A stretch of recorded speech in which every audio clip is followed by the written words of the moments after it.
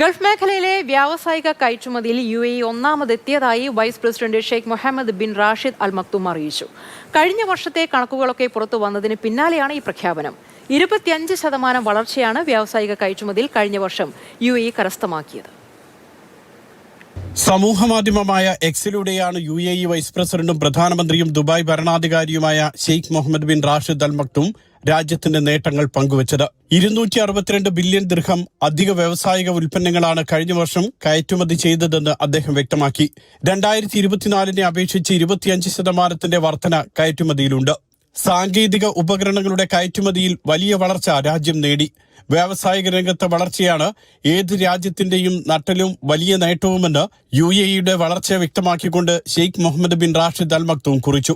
Gulf മേഖലയിൽ വ്യാവസായിക കയറ്റുമതിയിൽ UAE ഒന്നാമതെത്തി.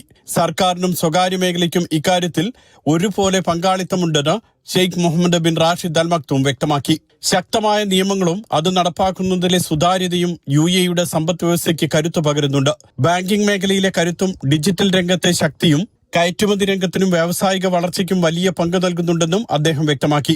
2026 വലിയ നേട്ടമുണ്ടാകാനാകുമെന്ന പ്രതീക്ഷയും അദ്ദേഹം പങ്കുവച്ചു. Mathrubhumi news, Dubai.